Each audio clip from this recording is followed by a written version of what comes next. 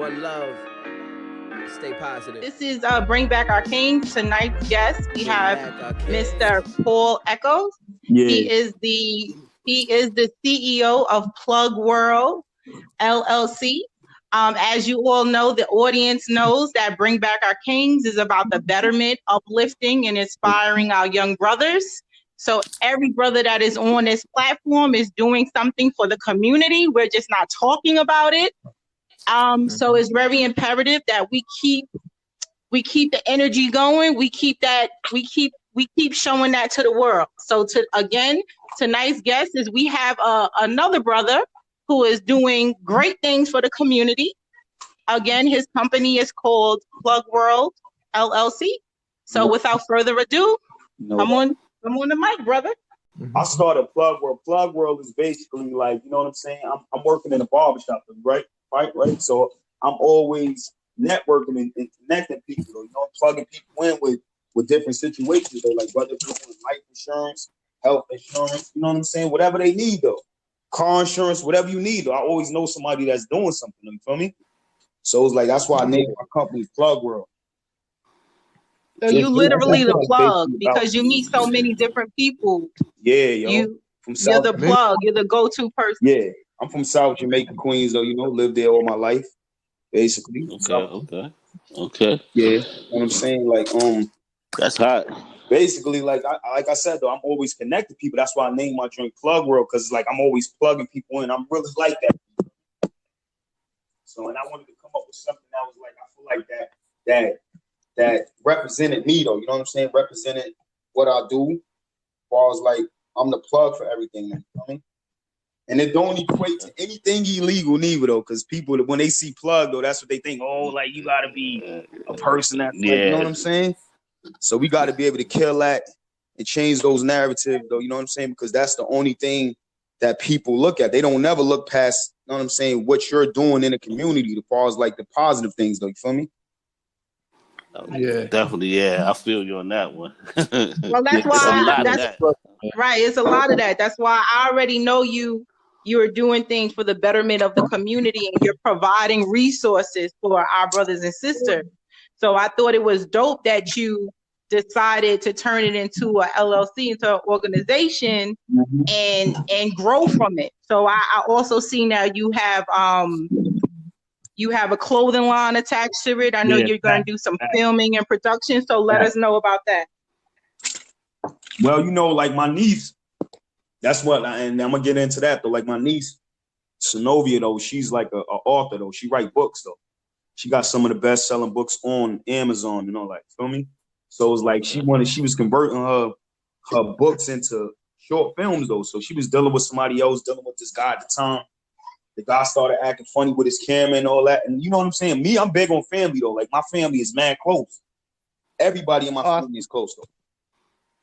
You know what I'm saying? So it was like, you know what I said? I'm gonna cop a camera and all that, though. We gonna get to work though. Feel me? But due to this whole COVID thing, that's what slowed things up. So now it's like, you know what I'm saying? We trying to regroup, put our minds. I mean, like come to the round table and try to like reboot things though. You feel me? Because like you said though, a lot of people wasn't going to come into work. A lot of people wasn't. You know what I'm saying? They didn't want to come outside though, because they didn't know what the whole situation with the COVID thing was. You feel me? And it was kind of smooth. But listen, But one thing we're not gonna stop doing is going to the hair salons and the barbershop. Right. Like we always gotta look fly, whether it's in the living room. You know that? Yeah. Black people are dying trying to look fly. You crazy? They going to anything. They're like, what? I'm getting my shape up. I need my line. I don't care about the pandemic. You know what I mean? With the clothing and film and stuff like that. I'm getting into photography now too. Oh, okay. Nice. Yeah. Yeah, because matter of fact. All right, so go ahead, Charles. No, I was gonna say I did the same thing. I got me a camera, I got me a Mac, and I do my own editing. Matter of fact, I'm learning to do my own editing. I do my own movies. I write my own movies now. I'm gonna shoot my own movies. I'm gonna do everything because when just like you said, when you got other people controlling your destination to get stuff out, you got to wait on them all the time. Now, like I went through that with, you know what I'm saying, with a couple of people, and I said, you know what, let me get my own thing, and you two teach you how to do the camera work and teach you how to edit and all that. Just sit there for a day or two. And learn what you got to do, and then get out there, just do you right now. So I salute you on that, for real. Look, bro, I appreciate you. But you know what? Not for nothing, you the plug, and I like that. And the barbershop, it makes a lot of sense. So the good thing about it is, I tell a lot of black people, especially us, because we do not like to listen to instructions that the state or the government give us as far as being safe. We need to be the ones that's taking natural remedies that Jimis offers, because she got a lot of good stuff on there, and I think it's very important to always be on the site, because we need to start taking that sea moss. The Irish sea moss is good for you, minerals and stuff that the body needs. 92 minerals out of 102. We need that. So if we do come in contact with COVID-19, it don't take us out. Yeah. And I think that's our biggest issue. We need to start being healthy. All right, we're not going to avoid it. We're not going to avoid it. We still want to live a life the way we want to. All right, so we need to visit that website. Jimis, you really need to promote it, because you got some good stuff on there. And I'm a believer because I actually bought it from your site. Yeah, thank you. Definitely. Yeah. Well, again, Jimenez was built from my own experiences. You know, when the pandemic hit us last year and the beauty supply stores was closed, a lot of the businesses closed, and then in the midst of that, I was pregnant, so I couldn't find. I've always been a believer and a supporter of natural products. Way since I was a little girl, like I was always creating something for my hair, for my edges, my own lip gloss. I've been that chick, right? So in the midst of that, and then bringing a new life in the world, I couldn't find any natural products. I couldn't find anything for me. So I was like, yo, and then we're faced with this COVID-19 out of nowhere. I'm like, yo, I gotta do what I need to do to put everything in perspective, put it out there for the world.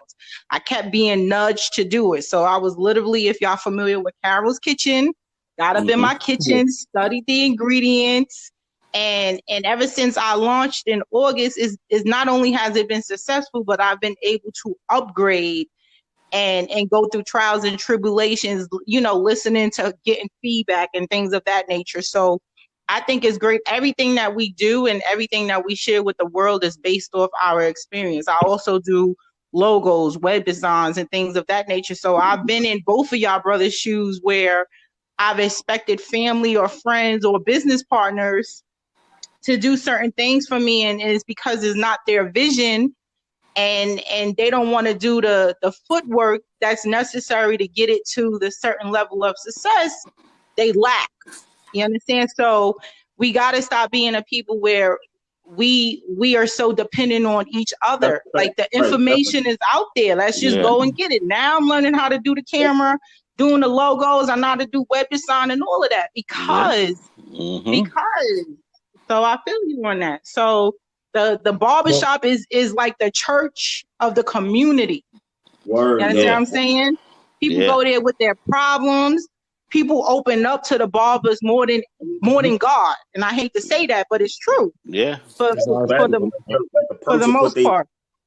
They'll put. I don't mean to cut you off. Sorry about that, but a person will put all of their trust in the barber. You feel what I'm saying? Yeah. That's why me. I'm. You know what I'm saying? People really look up to me though. Like these kids, they really look up to me though. For me, even grown-ups.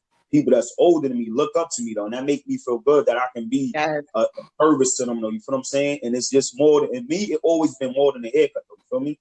Because I don't even really do it for the money. I do it for the love of it. You feel me? And I just love to make people feel good though. Like far as like if I can help them out in any way, that like I did my job for the day. You feel me? Yeah, that's what's up. That's we need more brothers like you, man. That's a good thing you're doing, and keep on doing the good work you're doing, spreading the information around. Because I think when it comes to the Black community, we lack in information, and that's the reason why we're always dead last. And then we got to start sharing our success with others, because that's one of the biggest issues too. We're a society of individuals, so when it comes to money or coming to getting money somehow, we don't want to let the other people know how we do it, and this is the reason why we're dead last. Yeah, it's Yo, fact, you know, fact. Well, we don't want to support one another. You know what I mean? So- I'm a big believer in giving each other flowers while we here. Yeah. What's so official about that? Like what you just said though, like yo, like since I've been doing like getting into the clothing situation and all that though, different people, you know what I'm saying? I've been meeting different people from different walks of lives though, you feel me? And like you said though, just connecting people. I'm not one of them type of people that's not gonna, I'm not gonna be that person that's not gonna put you on. Or if I'm doing something, I'm gonna put my brother on. You feel what I'm saying? Because we didn't have that though. You know, growing up in our society and our communities, or everybody was for self though. You know what I'm saying? And I'm not going to even try to blame it, but that's what was taught to them though. You feel me? Right. So it's like now we got to break them generational curses and them chains and all that though. And we got to just be able to just link together though. We got to stop hating on each other. Yeah. I feel like now black people are starting to stick together now though. You feel me? And I'm liking that though. You feel me? Yeah. I'm liking that though. I'm liking that. Yeah, because matter of fact, on Staten Island, when it was Tuesday, Wednesday, it's like about 5 different groups from Staten Island, all black nonprofit and LLCs. They came together and for 3 days they gave out toys, food, coats, and that everything. was dope. Yeah, they all came together. Yeah, My boy, he was involved. Yeah, he's a politician. Like he's wanting to be a politician. I grew up with him, and he's a good guy, and he really want to make some effect change in the neighborhood.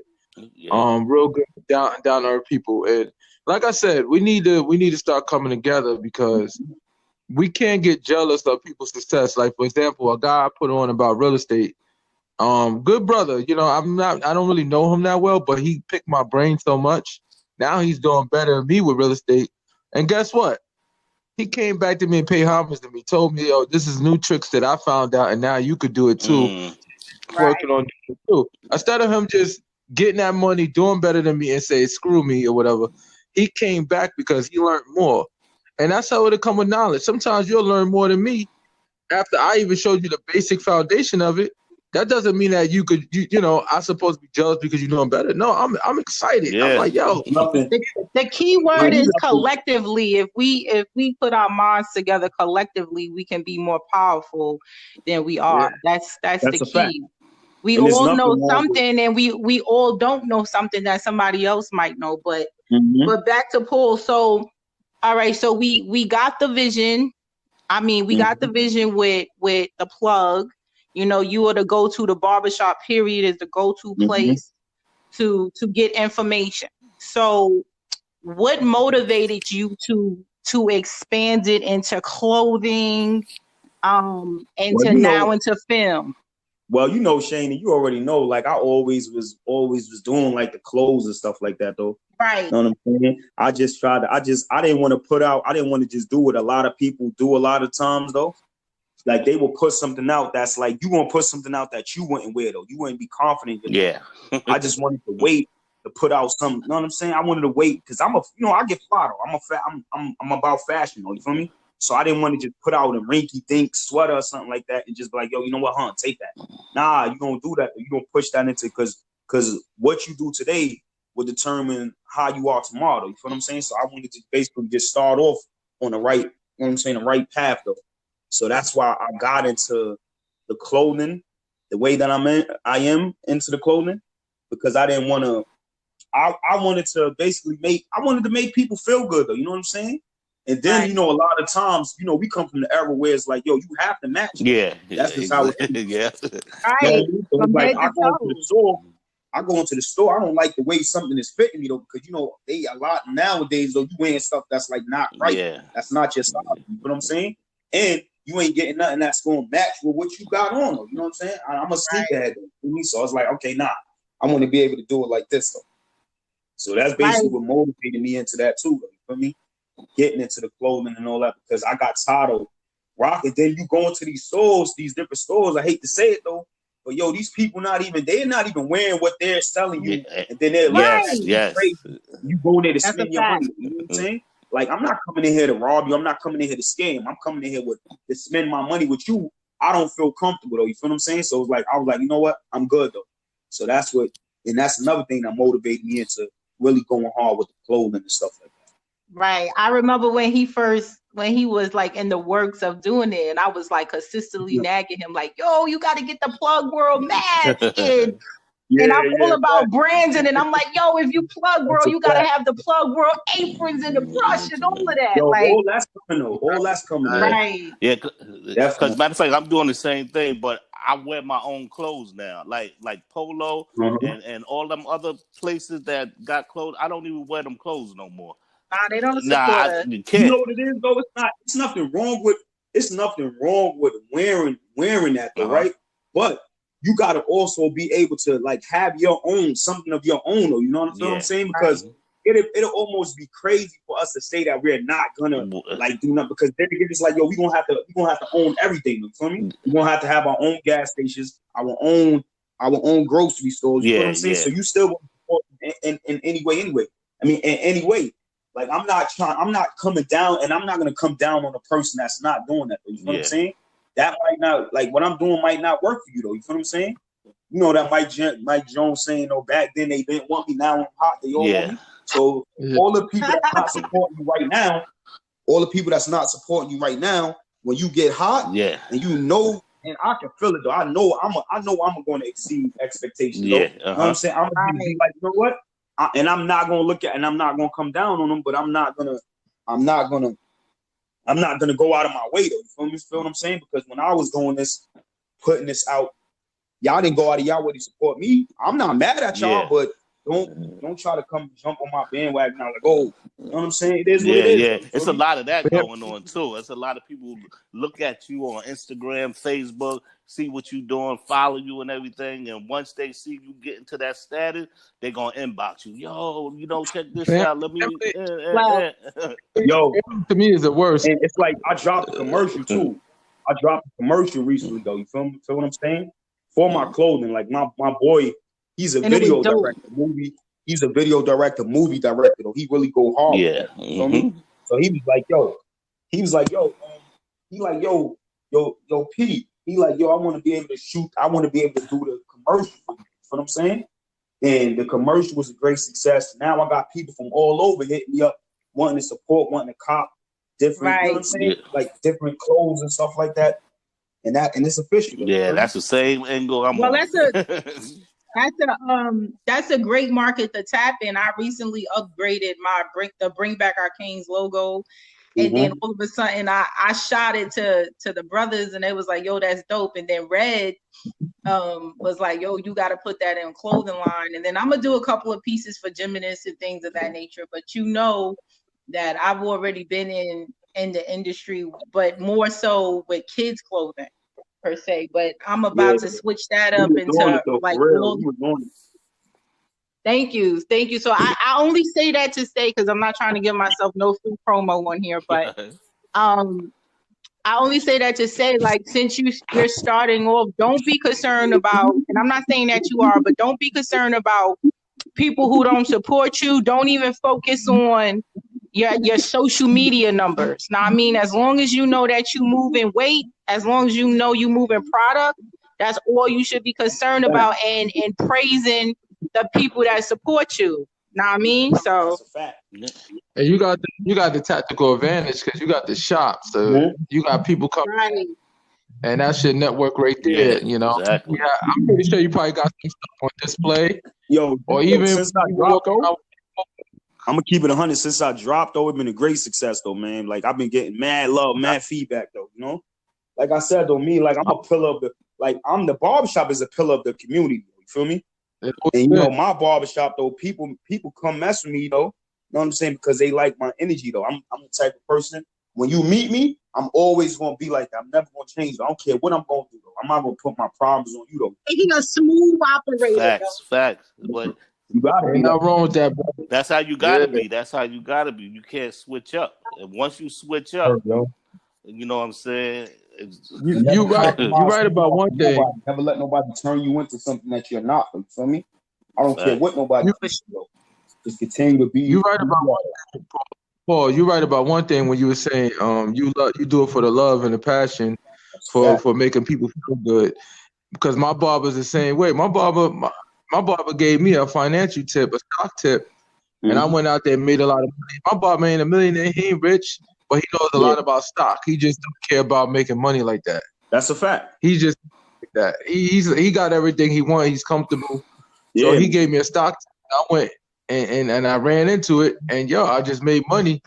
I'm like, damn, okay. Yeah, man. I just so you need to share the word. You need to share the wealth. Because I'm stuck on that stocks. I just be on the cryptocurrency stuff like that. Crypto? Bitcoin just went crazy right now. I'm like, oh, I forgot to invest in Bitcoin. Damn, I got money. I got a couple of dollars invested in there, but nothing major. But I want to get invested in other companies, of course. That's official. Not the really subject, but business wise, I tell everybody try to do some research on the S&P 500 index, because if you look at it from a 10-year average, it's been producing like anywhere from 15 to 20% a year, around that amount. Some years it's 10%, but overall, even under Barack Obama, it went up like almost 30% in 1 year. So it's like, stock wise, the reason why I say your portfolio need to be diverse is because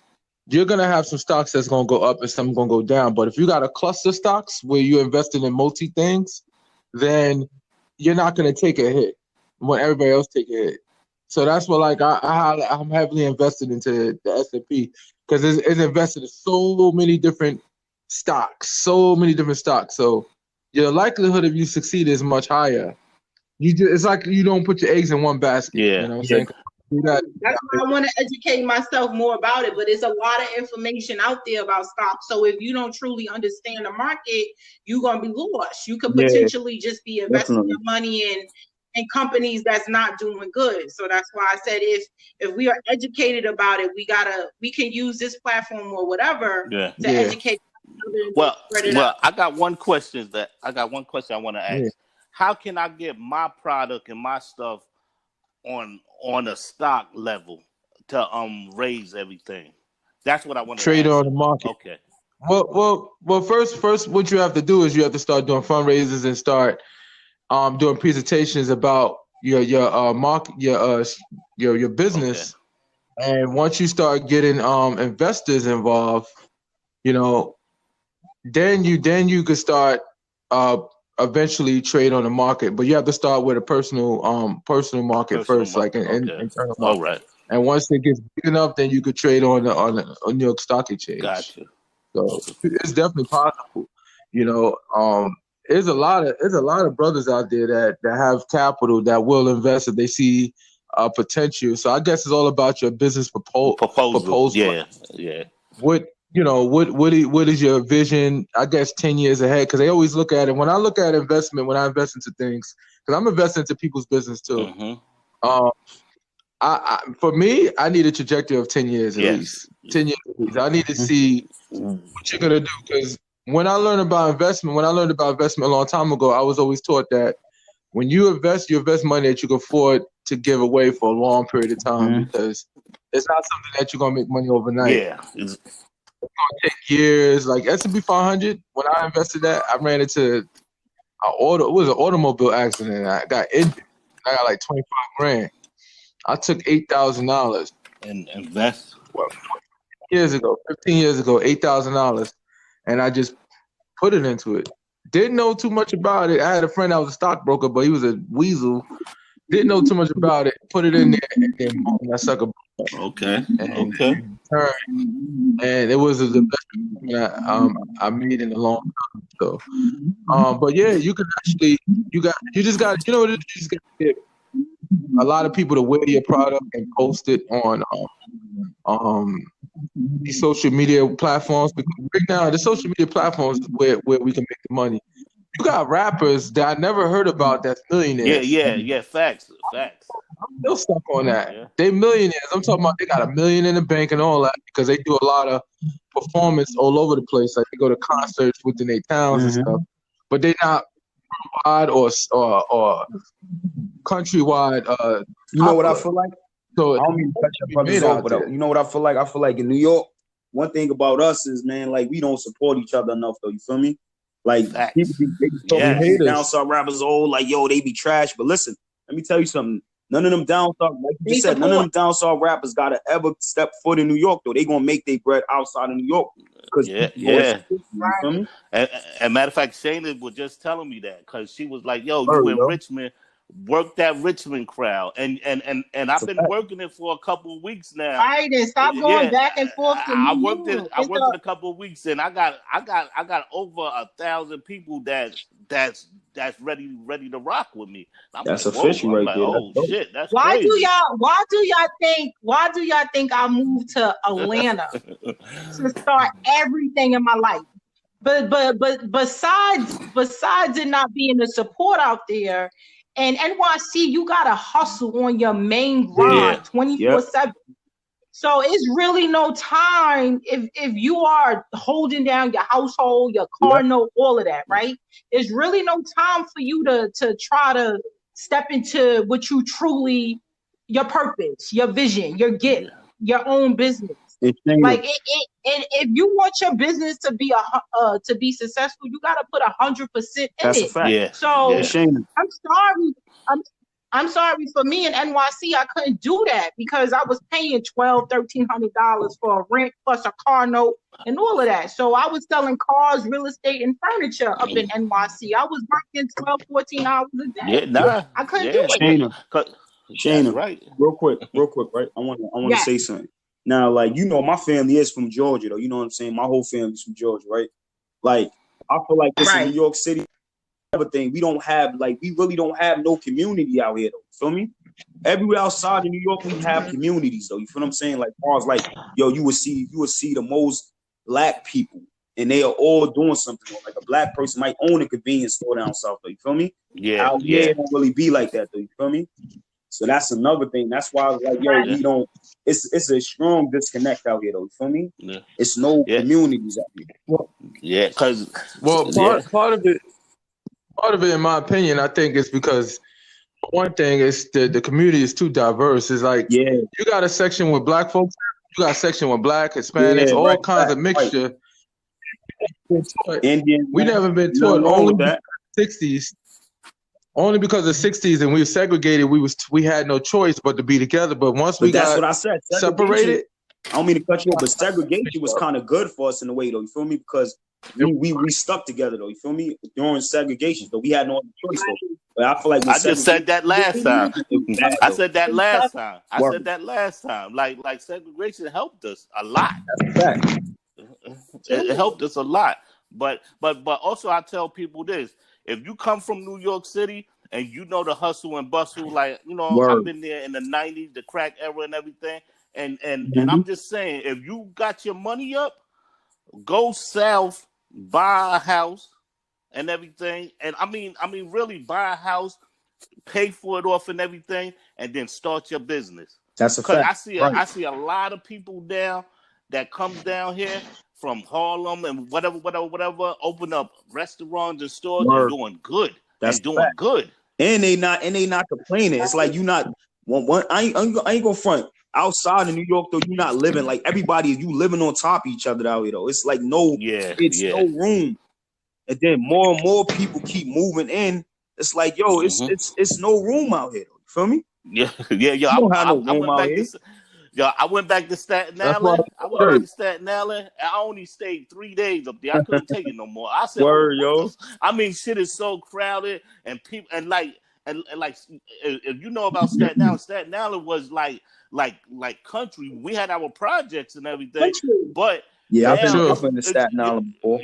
Yo, it's no woods or nothing out there no more. Everybody got their house on top of house. Yo, that shit is nasty looking.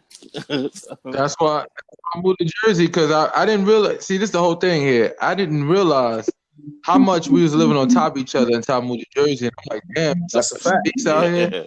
Like, you live out Jersey, but Jersey, you can't too good without a car. New York, you could get to your destination with a car. Well, Queens used to be that borough where you can escape the innocent. Same thing. Queens got the worst buses. Not like that no more. Just like Staten Island. It's not like that. That's just because see, Queens is like it's thick out here, man. It's too many people. Crazy. Like it's no. Yeah. It got so crazy in Queens now. Like the parking is like not like you can't even. It's ridiculous though. You can't even. You gotta park like 10 blocks away. Wow. Yeah, It's bad out Yeah, here. that sounds like Manhattan.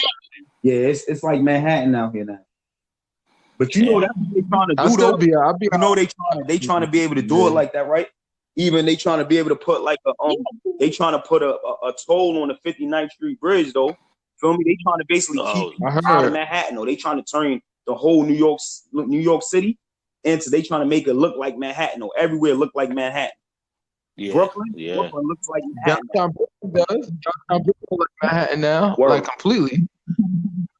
You can't tell the difference. What it is New York City is gonna come to a town where you're only gonna be rich to live here. Like that's what they're trying to do. Because I knew things was getting expensive when I think it was like 6 years back. I wanted to be closer to my job because I used to hate living so far away. You know, I don't get enough rest. Right. So I got in the middle of the hood. I'm talking about you get yourself killed walking outside. Man, I was paying $9.75 for a room. Yeah. And now it's like $1,200. You know what I mean? That's ridiculous. That's when I knew it was expensive. I was like, yo, I gotta buy something. Like I own something, sold it, you know. But I was like, I gotta buy something because this is now $100 now. That's what they giving. And then I'm looking online. They got $875. I'm just saying for rooms. I remember that used to be for 1 bedrooms, 2 bedrooms. Yo. Yeah, because now out of state, you can buy a house, get a mortgage, and some mortgages is $600, $700 a mortgage out here, and plus you get a half an acre of land. Yeah. So if you open up your business out here and be like, okay, listen, I'm gonna pay off this house because like I got a lot of people that come down here and they bought the foreclosures up. And they only rent out to Section 8 people. So you get $1,300 a month guaranteed, plus the person that rents the house got to give you $300. So you getting $1,600 automatically and everything. I'm sitting there like, whoa. So financial freedom. It's money to be made, but I tell everybody what they business. Make sure you whatever, because your location. One thing I learned now, because we coming into an era where everything is delivery now, delivery service. Since that, we need to make sure we have a solid online business. So whatever we sell at a store or a location, we gotta have a solid online team to really like sell, because you're gonna sell your product much better once you get popular. It's gonna make way more money you could possibly make in a store, because you're gonna be selling across the United States, maybe in other countries, all that. Yeah.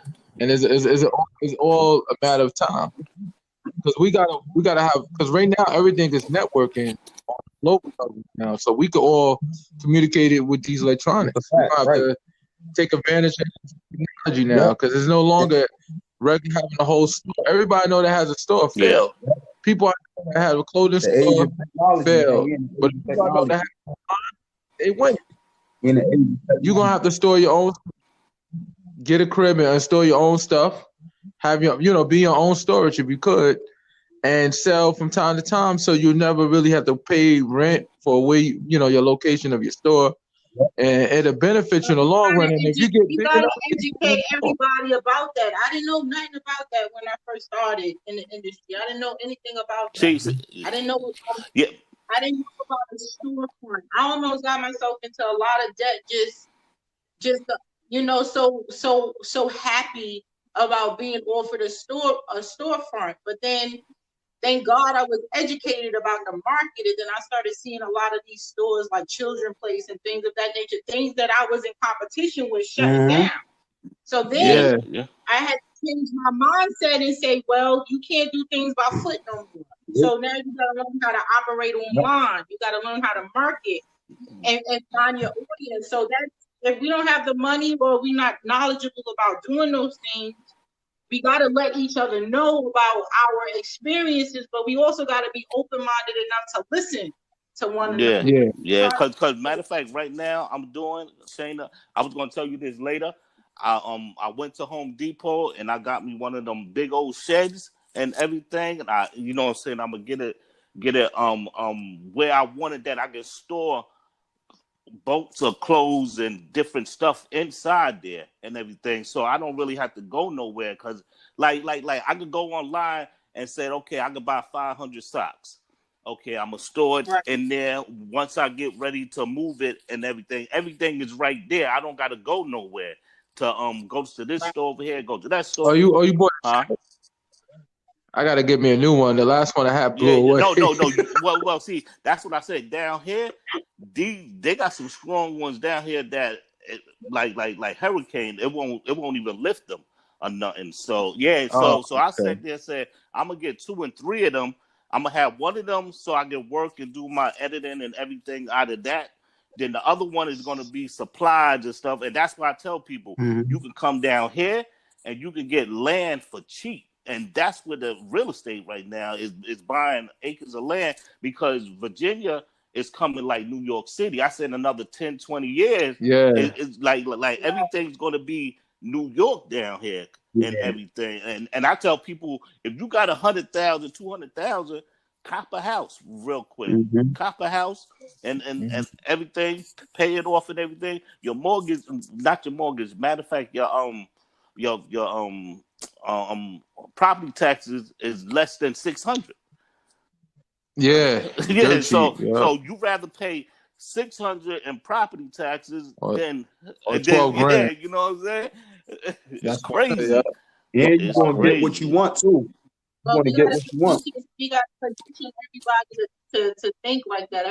Not everybody is comfortable with change. Some people just want to be where they at. Yeah, so yeah. They're gonna have to stay there. We can't. One thing I learned when it comes to people, and that's why I said I'm not so critical. I'm very critical when it comes to older people. Once I see that you're not open for change, I move on to the next person because there's many other people that want to change, but for the people that don't and they're very skeptic. All right, well, you're gonna see what I'm doing later, and maybe you come around. But I'm not. Yeah. Because it's too much time to being wasted on people that's unsure about what they want to do. I feel like, and this was taught to us throughout times though, and it's like the old slave mentality. And I'm gonna just keep it 100. Like we don't trust ourselves enough. You feel me? Like you rather go to a person that don't look like you, get the information from him, but then your brother that's sitting here talking to you, trying to feed you the information, and he's gonna be looking out for your well-being more than another person. You don't want to do that with him though. Fat Joe was just talking about that. That's crazy. Fat Joe was just talking about that. He was like, yo, all I do is win, right? As far as with DJ Khaled. He said, yo, he had the deal set up for him. The deal, like, yo, I heard that. Owned his masters and all of that though. But he said that he didn't want to be able to take the deal from him. Then he get into bed with these label executives and all that. And now look, though, they own the publishing and rights and all of that to the song. When he said, I already know my deal would have been way better. You feel me? Yeah. See, I was just looking at that because that remind me of something. If you was slinging in the late 80s to the early 90s, this is what brought me into the business game. Yeah. When I was in my neighborhood doing what I was doing, OG told me, he broke it down to me. He said, listen, you don't want to be out here doing this, doing that. He said, I understand you want to make your money, but you got to go to a different neighborhood. Because he basically said, if you get into a gunfight and murder one of these dudes out here, and then you on the run, your family's here, your brothers, your sisters, they gonna get it. So me, I took that as I got me a job in the daytime and I hustle at night and everything. But I hustle in different parts of New York. But see, this is the whole thing is we went out of state. Like I can like when I told my wife, I said I can move anywhere in the United States because that's what we did back in the days to make money. We was in this county for this county for a month, got that money. That county got that money. So I tell people, if you did that and you was bringing in even $100,000, $200,000, $1 million, you know how to do a business. Yeah. So you know how to move. You know how to move. Yeah, because you can go anywhere and set up something and belly It's real. That's what we did. We went to different parts and that's a fact. setups. Okay, got our money and broke But out. we don't wanna, and I'm sorry to cut you off, but we don't want to put out we don't want to put out there to the universe that, you know, no. our own communities don't support us. You know what I mean? Like there's people in New York, NYC that support. So what we gotta do is be standstill about where we at and build and rebuild our soldiers right in our own community. That's what we gotta do. We can't say, yo, we gotta go out of town or whatever the case may be to be successful. We gotta work where God planted our feet. But it's like, I feel like this. Yeah. Like I said, I feel like this though, right? I feel like we not putting that into the universe though. That's just what it is though. You feel what I'm saying? Like, I'm out here. I already see. Yeah. I see how it is though. You feel me? I see how it is. Like, we gotta just be able to. That's what we gotta do. First of all, we gotta deal with reality though, and then when we can deal with what's really going on, then I feel like we can move forward though. You feel what I'm saying? This stuff is really still happening here. It's happening right in front of my eyes though. I'm seeing how people's operating now, you know. You feel me? I'm seeing it. Yeah. But you know what it is? All fairness, when it comes to New York is more like a crab in a barrel situation. It's not our fault. It's the environment to some extent. That it creates a mentality of a man that has to think multi things to make money. You can't be. It's like when I went down south and I started hanging with my family, I didn't think I was smarter than them, but I realized that I could run circles around them because of the type of environment I was in. They focus on one thing. They have one lane, make one money. They're not really too focused on multi things at one time because they live in comfortable. But when you hear in New York, man, listen. When you in New York, you can't live comfortable. You can live comfortable. You gotta be an animal to get money out here. To a certain extent, you live in life in the South, and New York, life is living you. That's pretty much facts. 100%. Exactly. Y'all remember when? I remember when 50 said something, right? I remember when 50 said something that was real, like, right. And that's another thing why I wanted to get into doing like film and television and all that. He was like, now, like, he said, he said, when I stopped rapping and all that, when I stopped, like, he said, I stopped making money though when I stopped doing music. He said, I'm making money and all that in my sleep. I mean, in my sleep though, you feel me? Like, every time something come on TV, you getting money though. You getting paid off for that. You know what I'm saying? That's what made me want to get But you know what got him into acting? When he first did the acting before, he was like, yo, man, I get this one check. I said, I don't have to worry about record sales. Exactly. They give you this one check. He said, I just got this one check. Once from that point on, it was off to the races. He put himself in that position. He's a great, not a business, but you could say he's a great business person, but there's a certain word I want to use for him. But he's a visionary for sure. Yeah. But that's the same thing. Meth, LL, all these Latifah, they did the same thing. They said, okay, our music is making money, okay, but once they got that acting bug and they caught Queen Latifah getting her bread though. People don't even understand how many films Queen Latifah produced. You wouldn't even know. You wouldn't even know that. Right. Kim Wayne produced a lot of films though. You wouldn't even know though. She don't even be really acting in movies and all that no more. But she produced a lot of films though. You feel me? Debbie Allen produced a lot of films. You feel me? Word. All of these people though, you would look at Denzel Washington, another one though, produced mad films though. You would never know. They getting bread off of all of that though. Facts. And see, that's right there is my blueprint. I learned from Wu-Tang. Like, I grew up in Staten Island. I see how they do, you know what I'm saying? And plus the rap game back then. It's just like, okay, I see how LL did this. Yeah, but Red, you not stuck. A lot of them with the Wu-Tang, they stuck in that one shell. Not all of them branched out. There's only a few of them that branched out. Yeah, the only person that's really doing it is Meth and RZA. Yeah. Basically that is but see, Meth was the type of dude that when we was on the block and we was doing our thing, he'll sit there, he'll read comic books or he'll rap or he'll write a rap. Mm-hmm. Like he already seen it from the beginning. Right. I'm not gonna be doing this all my life and everything. But when we was growing up in Park Hill, we had OGs that pulled us to the side and was like, listen, you can do a little better. Like, you can make your money, but come up above all of this shit right here. Because if you don't come up above it, you're going to be stuck. And, I seen dealers that was in their prime, 65 years old, selling nickel bags. I ain't trying to be like that. I'm not going to be like that. I'm not going to be like that. But I like people don't know about that. I like what Paul said earlier. He was like that where a lot of us is afraid to get out of our comfort zone. Yes. He said something. Yes. So I can contest to that because I started off with Baby King clothing, and then when the pandemic hit and the schools was closed, I was like, damn, and the business is closed. I'm like, damn. Well, who I'ma sell my clothes to? I mean, all the kids is at home.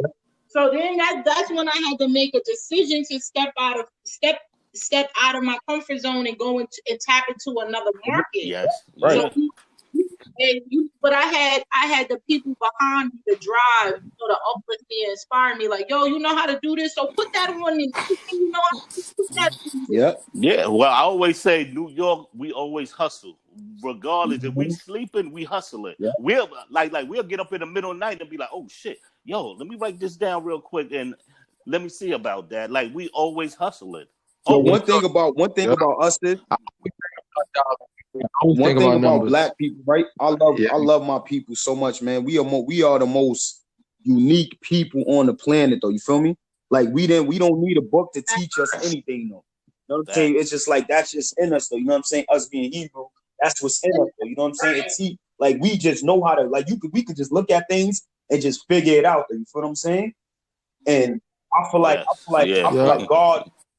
God put that in us, though. Like, our struggles is what make us who we are. You feel what I'm saying? Like, you see how all these, I'm gonna keep it 100. All of these white people in the stock market crash, they was killing themselves, though. Like, yo, dang, I was making like $50 million. I'm making $5 million now. I was making $50 million. Go back to like a black person, like, what? $5 million. I'm gonna take that $5 million. Yeah. I'm gonna flip that. Make that $5 million. I'm gonna make that $5 million. I'm gonna take flip that. Yeah, but they do be on some suicidal mentality and all that because they lost their money. But we many of us didn't start off being rich. So like we get $5. So we understand it. We appreciate life more, though, I feel like. You feel me? I'm gonna be laughing like, damn, this ain't appreciate life more. Like, look, yo, check it out, right? Remember the guy from Planet Hollywood, right? Remember when the stock market crashed and all that? He was getting that big house built out in Florida, I think, though, right? The joint looked like a castle and all that, though. He was losing so much bread, though. Like, he was just like panicking. He didn't even really know what to do. They was trying to force him to sell his hotels and all that in Vegas and stuff like that. And it's like, yo, I feel like with us, if that was us, we would take whatever we have at that time and make it work. You feel me?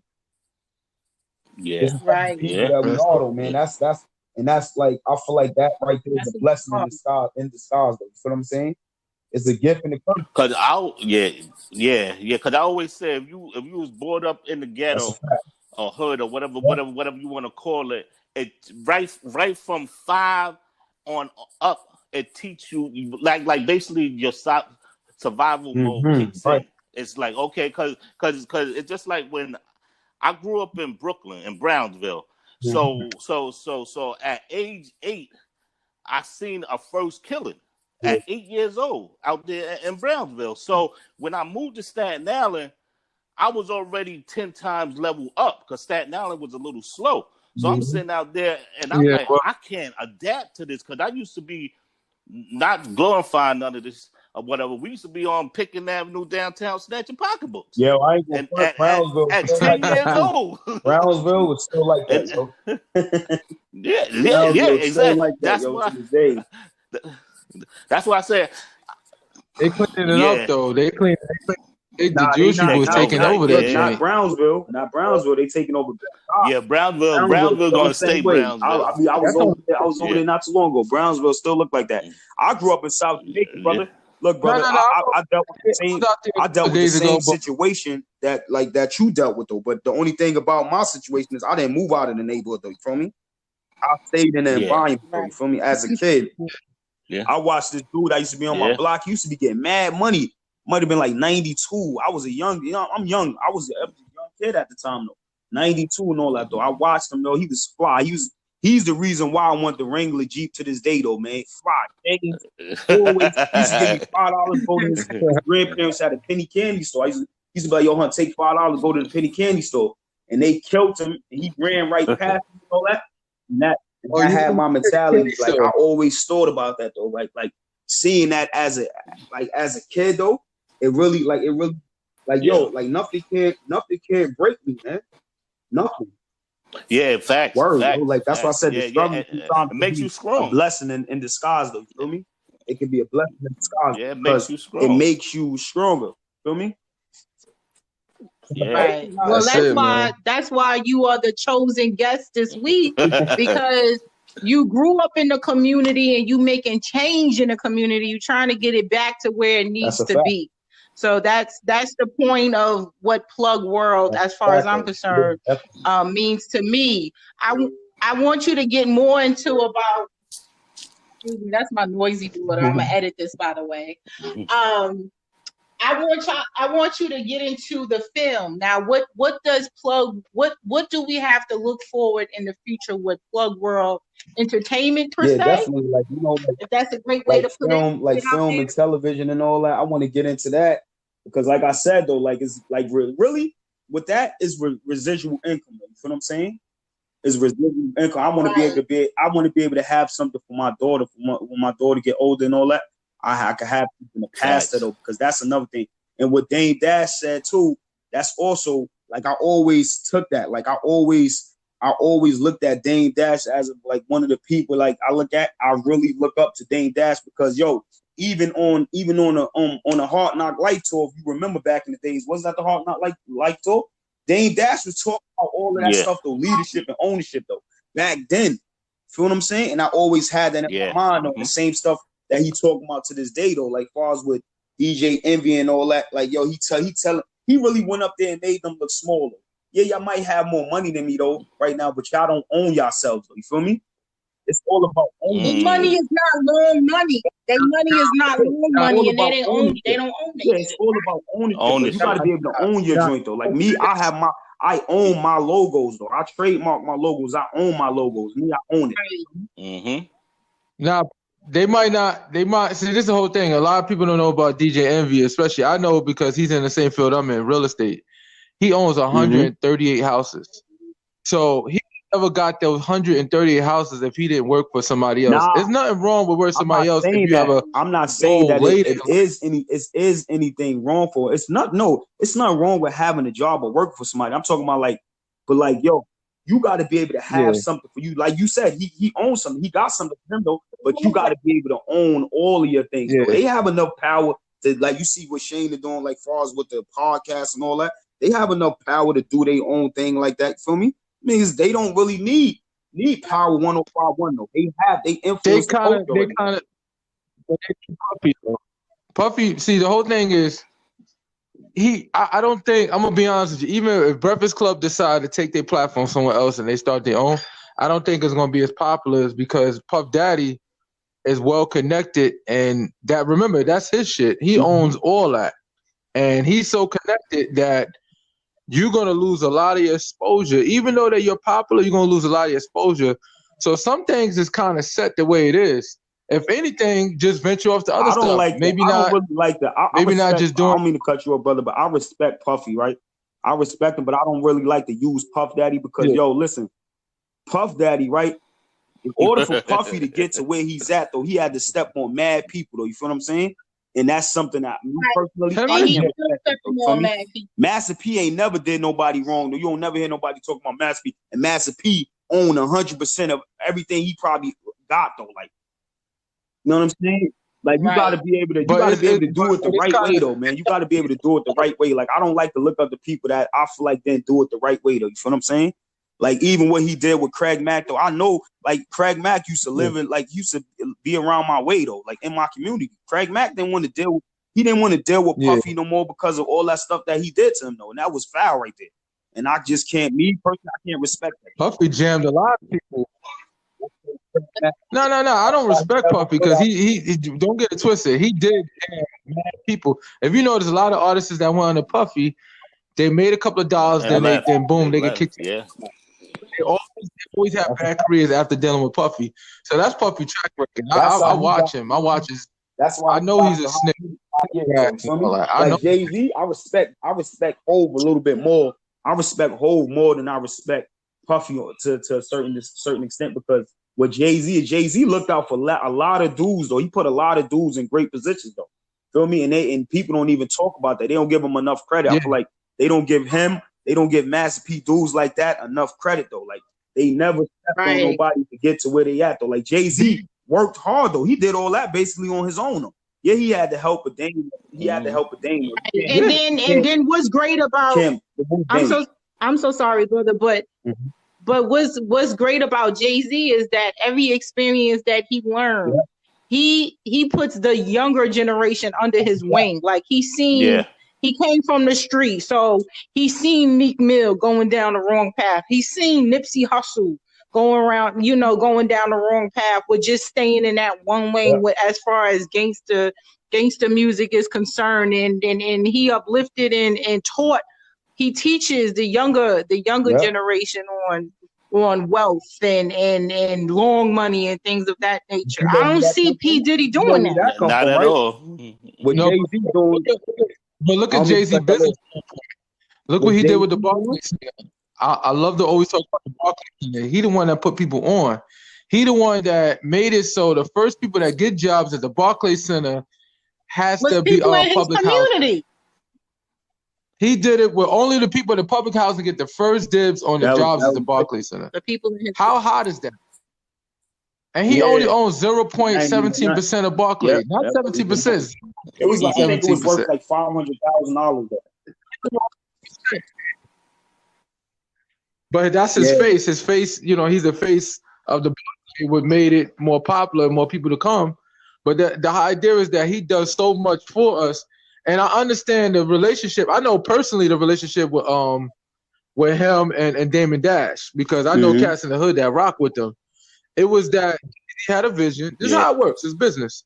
If I have a vision and I think that my business is going to succeed, and you worried about keep on putting people on instead of just following me, and we could just make this money, and then later down the line we could pull people later, and you want to go a different path. Nah, I got to let my mans eat. Everybody got to eat. Everybody eat. You can let everybody eat, and it's cool. But you're going to stunt your own growth. You got to get that money first. To my opinion, you could do something. You can put some people on, but for the most part, you got to put yourself on. You can be better for everybody later. Jay-Z just kept on moving forward. He didn't listen to him, so Jay-Z jammed him up on the way leaving. That's what really happened financially. That's why he's salty about it. I feel like this, right? The way Jay-Z handled the situation. Like, I feel like this with Jay-Z, right? Like I'm not going to try to come at Hov. I'm not coming at Hov either, but I feel like with the Dame Dash situation, the whole situation, Dame Dash was the type of person that's like, yo, you couldn't talk to Dame Dash, so he wasn't letting them people, they didn't want to deal with Dame Dash because he always had that hood mentality, yo. Like, you see how he was running up in them over, like, yo, son, like, yo, this is not a Def Jam artist, a Rockefeller artist. Like, are you serious? Like, he was just like, they couldn't deal with him though. Jay-Z, like, cool. Jay-Z laid back though. Like, he like, nah, like, you know what I mean? Hov really like, he got a laid back type of he's a laid back type person though. Dame Dash is like, yo, man, like, nah, son, you ain't gonna be talking to me like that though. He and Dame Dash and that's what ultimately led to him not getting to where he wanted to get to, or like getting blackballed. You know what I'm saying? To a certain degree though, because he's really you gotta kiss a lot of ass in that industry, and you gotta really change who you are as a person a lot of times. If you really look at it, Dame Dash really did not get blackballed though. He got blackballed, but not really blackballed, because you see he can still go on Noriega and them show and all that, whoever show that. Yeah. You know what I'm saying? He can go on the breakfast clubs. A person that's getting blackballed won't be able to do none of that at all. You feel what I'm saying? I feel like I feel like with Dame Dash and all that, he was just one of the people that he wasn't with that though. Like, yo, like, y'all not going certain things. I'm not like I feel like he was not gonna sell his soul for no amount of money though. Like, yo, you ain't gonna talk to me like that though, bro. Like, nah, like nobody ever probably talked to me like that before. You're not gonna talk to me like this. I mean, nobody, you know what I'm saying? That's just what it is though. But, to some extent, and I'm more respective in Jay-Z the way he handled it. You're not gonna get to a big without trying to be humble. You gotta humble the hell out of yourself, and you gotta take some criticism. But you know what it is? It's all about strategy. It's about, think about it from military science. You're gonna do a lot of things that you're not gonna agree with, but if you know that it's gonna, your end goal is gonna meet your end goal faster than you do what's politically expedient to the media and make it seem as though you just lay back, but at the end of the day, you're an animal inside. And look what he did with BD Siegel. BD Siegel was salty about him. Jay-Z was like, stop getting in trouble. This nigga gets salty, get locked up. And Jay-Z dissing stuff from him. It's business. At some point, we can't. That you gotta leave that. Once you start getting those millions and hundreds of millions. That's crazy. That's crazy that y'all saying that. I shared a post. Leave that hood shit. You getting that You're bread, right. nigga. I shared a post about that very same thing where this guy was basically saying, yo, you disrespecting me by keep saying that I changed up on you. I didn't switch up on you. I grew. You understand? There's a difference. I outgrew you. I didn't change up on you. So we get that so confused. Life is a part of growing, right? Everything in life grows. So it's crazy that when we outgrow an individual, right? They go out of their way to portray us as the people that we used to be. Now, I mean, we can't grow and be with the same people, unfortunately, that we grew up with if they don't want to grow with us. So that's all that's about. That's all that's about. They in two different lanes real quick, right? Let me say something, right? That's why you have Jay-Z dropping things like, I'm going to just keep it 100 with y'all, right? You have Jay-Z dropping albums like 444 throughout that whole album and all that, right? He's talking about how these people look at us, though. You feel what I'm saying? You remember how Jay-Z used to be back in the days of money, cash, hoes, money. Jay-Z ain't really on that type of wave no more, though. He ain't on that type of wave, and it's not. And I don't think it's. I don't think it's him. I don't think it was him growing. I think it's things that he's seen in that music industry that really show him like, yo, son, you will never, no matter how much money you get, you will always be a nigga. Period. You know what I'm saying? So it's like, yo, that's what I'm basically. And what I'm basically saying is like, yo. That's why I kind of agree with Dame Dash. Like Jay-Z have that mentality though, right? The way he thinking and all that is because of Dame. If y'all like his business is because of Dame, because Jay-Z was the dude that was always doing music, rapping and all that. Who had to take care of all of that business and all that? Dame Dash had interject. Jay-Z was getting money too, man. He's getting money, but I'm saying though, when you are doing music, you don't have time to focus on that business aspect because you're so focused on doing music. Jay-Z never really took a summer off though. He was hot for like how many summers? He didn't have time to do that though. He's doing shows here, flying here. You know what I'm saying? Doing interviews. He didn't have time to do that. But also he wasn't no big time, but he had, put it like this, he had big timers invested into Jay-Z too. That's what it is. Like a lot of people don't know that. Yeah, he had influence of dealers that helped him out, but he also got money from a suit too. It's a few niggas out here in Jersey that back in the days, big timers used to rock with him. I'm talking about these niggas driving a car with a Sega Genesis. Well, I'm gonna tell you this. Like, I'm gonna tell you this. I used to run out there hard, and like I said, he wasn't. He would put it this like how I can say it without getting like even exposing people. It's just like who I can say like if somebody just don't say it. Change the topic. Everybody's hustling back like everybody's hustling back then. I'm getting. But it was two different hustlers. You had your main dudes that was doing it, and you had your crumb niggas Your crumb niggas that was doing it for a pair of sneakers, for a little rent, some ass, and this and this and this. I don't consider them hustlers at all and everything. You might as well got a 9 to 5, because if you're gonna risk your life being 100 there and doing 3 to 9s and 4 to 12s and shit, what the fuck is wrong with y'all niggas? Like go for the big ones. I don't know what you talking about, 4 to 12, 3 to 9s, but no, I'm talking about jail. I'm talking about the jail time back in the day. Everybody used to get a 3 to 9. Oh, gotcha. Your life sentence. Yeah, exactly. But they only made $1,000. These dudes wasn't. Like, Let me tell you something, man. You can't even pay a lawyer. That was talking like they was getting money like that, and I'm gonna keep it 100 because I also know dudes that was in the streets. That was in the streets at that time. That's like was really doing it though. You feel me? I'm from Queens. I'm from South. So I know what time it is. So these dudes wasn't really getting no bread like that, man. Yeah, a lot of these dudes wasn't getting no money like that, man. They talk about that, because they wasn't living like that, man. They wasn't. Yeah.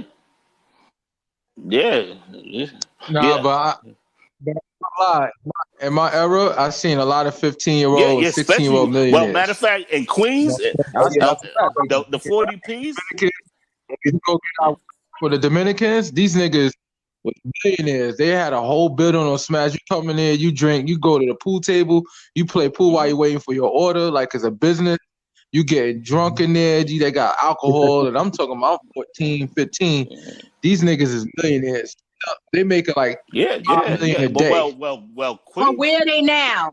But see, that's what I. But look, that's what I was getting ready to say. You got people that was. I'm gonna say this, and we're gonna leave this alone. You got people that was doing it big. That's a fact. But nobody knows about it. Nobody knows about it. All the people that you heard, Fat Cat, and all of these people, they was too big. They got they got money and everything because they glamour that. I know people that's up to this day right now that is bigger than Fat Cat and all of them and chilling. You don't even know about these cats. You don't even know about these guys. You be like, oh shit, you was doing that? Man, listen, yeah, you know what I'm saying? That's why I said when people brag about it and talk about it, listen, they ain't big. You know they're not big. So Paul, I'm sorry, I'm gonna switch gears real quick. So when it comes to Plug World, right, with the film and entertainment, so what are you? I want you to dig deep with that. I want you to tell the audience exactly what you're looking for. And what's the future? Is that production? Are you gonna get into like producing films, or you know what exactly does that? I want to be able to get out of the mode of like all of us. We always doing hood films and all that though, because that's all people see though. All people see is hood films. I want to be able to get out of that though. We are more talented and we are more bigger than that though. You feel what I'm saying? Like I said, my niece write books, so she write hood novels, but she can tap into anything though. Feel what I'm saying? Doing anything though. Feel what I'm saying? And I want to be able to like get into doing like love films and stuff like that, you know, and eventually do like even like a superhero type thing. You gotta do a Love Jones movie like that, you know. Man. Paul, well, I think that's so imperative to bring that to you know, because there's more than us than drugs and crime. I mean, like I grew up in the hood, but I ain't never sold no drugs, or I ain't never seen nobody around me kill nobody, and I ain't never seen nobody around me do drugs. You know what I mean? So it's more than us than that. Well, Shayna, I'm gonna tell you this. Remember when you told me when my project is gonna be done last night? Yes, your web series. Yes. Now Paul just changed my whole history right now and changed my mind. I salute you on that, because for the week I'm sitting there thinking about I don't want to do the web series. I don't want to do that the web series that I was doing. I wrote a ghost story. I got a love story. I got a oh, now he want to listen to Paul. I've been telling him do that shit. But see, That's crazy. but I wrote these 4 or 5 years ago, and I got them, and Right. now, like I said, I got my camera, I got my editing. I'm trying to learn the editing and the camera thing. And like I told you, I'm doing a ghost slavery movie down here in Richmond, because this is where the slavery mostly started at. And when I came down here and I seen the history of black people, like I literally seen a slave trail and was like, what the hell is this? Because it got slave trail. And they told me, they said when they get off the ship, they be so stinking they can't take them in the city. They had to make a slave trail and take them in back of the city. Yo, but look, that brother, me up. I want to say this, right? Let me say this, and I'm gonna leave you with this real quick, right? I'm not gonna leave, but I'm gonna drop these views on, right? I feel like this, like with the slavery films, right? Let's be able to get away from that too, because they don't. The reason they keep putting these slave movies out is because they don't want slavery to end. Nobody want to keep seeing that stuff, man. You like that have your mind though. You feel what I'm saying? There's too many of them. That have your mind, man. See, my slave movie is not gonna be about slavery. It's gonna be a scary, haunted story about basically how slavery flipped on the white people. That's how I'm bringing it, because I'm sick of, like, I never watched 12 and 12 slaves and all that. I can't watch that, because it's bad enough that it happened, but y'all gonna re-show the case, re-showing everything that happened to it. But it's still happening right now with the police shooting us and getting away with it. People down in Georgia getting hanged. You know, it's part of the issue too. Our history. It irritates me that when we talk about the history, we always just talk about slavery. We got more history than that. We got that didn't start our history. Or some of us already here. Whatever way you want to look at it. And we explorers.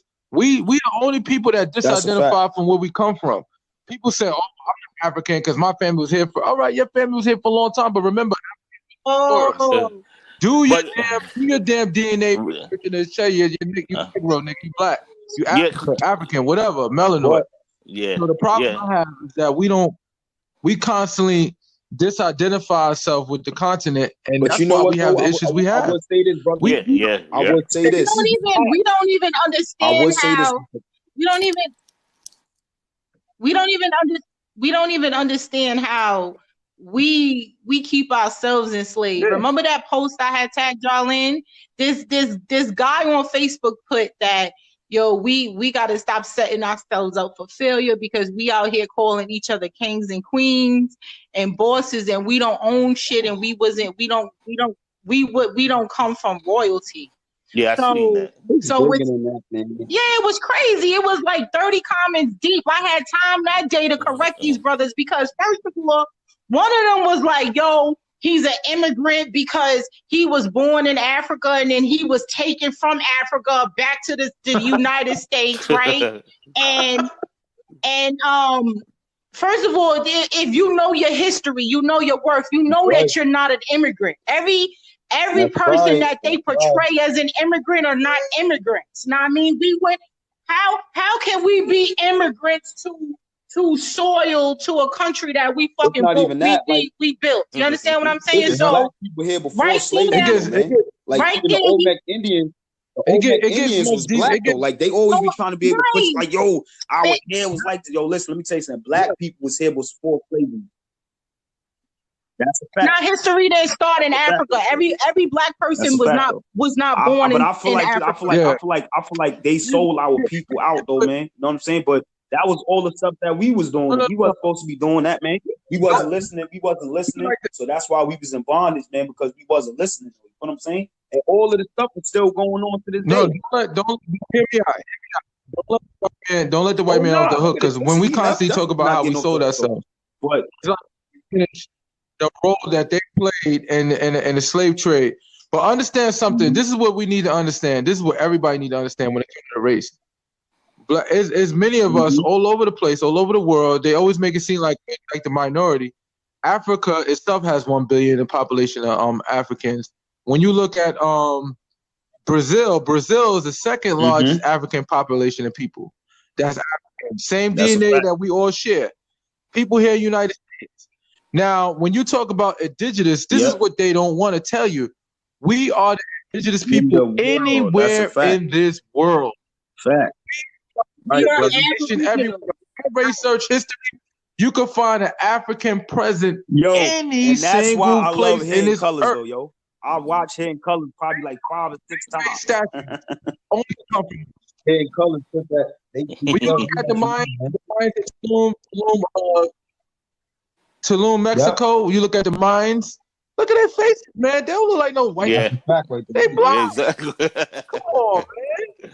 But the problem is history has been told so bad for so long that we think that we don't come from much. It's like everything. Yo, you heard it, bro? It's like a tape, though, right? It's like a tape. You keep like, you know, the motivational tapes, though. If you keep looking at something for so long and all that, and they keep pushing that journey into your mind, you will automatically think that's what it is, though, and it's not what it is. You know what I'm saying? But you will start actually believing something is there when it's really not there, though. You just staring at a wall, though. But if somebody can convince you that, yo, on that wall is that's what it is, it's something on that wall, you keep looking at it for a long time, you will start really thinking that it's something on that wall, but it's nothing really there, though. And that's what they was doing, though, putting that, like, brainwashing us throughout time, brainwashing psychological brainwash. Then it kept getting passed down from generation to generation to generation, even with these white Santa Claus, white Jesus and all that. You know what I'm saying? And then, you know, the biggest thing that they used was religion. Our ancestors wasn't religious people. We were spiritual. We were spiritually we were spiritual, and we were herbalists. You understand? We used the universe and the rocks and the trees and herbs and flowers and things of that nature to heal ourselves. So, you know, they took over us with religion. So we gotta be a people that, we gotta correct one another and all with all respect. Now, I mean, if you hear a dude misinformed in the barbershop, educate him real quick. If he get mad, he's just not ready to receive it. God is bigger than I got a person. I got my brother, one of my barber brothers, and all. He was in the Nation of Islam. Though, you feel what I'm saying? Brother Darryl Muhammad, though. You know what I'm saying? Call him Shabazz, though. Been cutting my hair since I was a kid, though. You know what I'm saying? Shabazz always been there. He been in the Nation since like what, 88? He been in the Nation. You know what I'm saying? Like, so, we be sitting there definitely because I was raised Christian, though. I was raised Christian. I do believe in Jesus Christ and I believe in God, though. You feel what I'm saying? Right. But I do know and I understand that, it's like, religion is man-made, though. You feel what I'm saying? It's made up.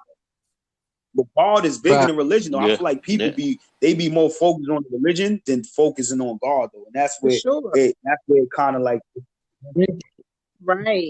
That's where the division even Muslims, starts. Right. Muslim people, I talk to everybody, Israelites, because we are Hebrew, though, but we ain't going to go there, though. That's a subject for another day. But I talk to everybody. We already talked about that, but we are. We just need to focus. Like I tell everybody, I'm a Garveyite. If you understand Marcus Messiah Garvey's following his teachings, we're not too focused on religion. I don't care if you're Muslim, a Wapi, a Christian.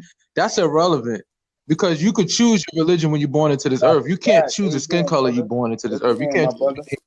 Right. Facts.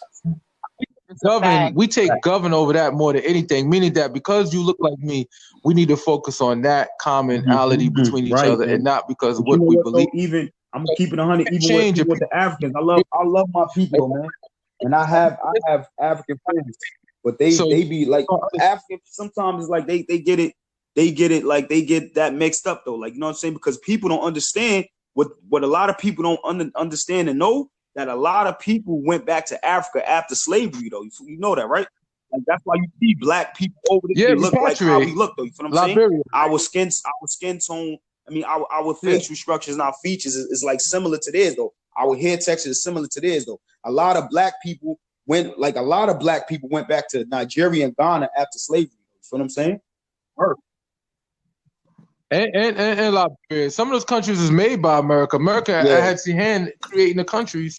That and a lot of us went back there, but unfortunately, the reason why we had a war in Liberia is because a lot of us had a European mindset. So we went that mindset, and we fought against our own people, and we have wars over that reason because our mindset is different now because we're under the European rule. We're gonna go to Liberia, now, man. What they did to Gaddafi was wrong, man. Gaddafi wanted to make the United States of Africa. That would have bankrupted the United States. That probably would have bankrupted the world because nothing needs to be flown into Africa, though. Africa can only export everything. They have everything. They got the diamonds, gold. They got all of that, though. You feel what I'm saying? Like nothing. They have oil. Nothing needs to be exported from Africa. But they killed Muammar Gaddafi because think about it. He was trying to start the gold dinar currency, and he got all the African nations to agree to start a gold dinar currency. Backed by gold, backed by something.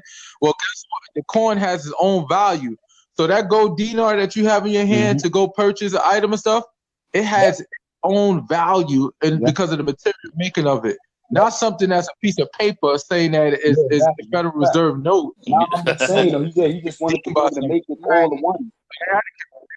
Like the same system that they was working off over here, though. He wanted to be able to just do that there, though. He wanted to be able to basically give everybody a fair shot of life. Though. Now look, though, people still in bondage and all that over there because they did that.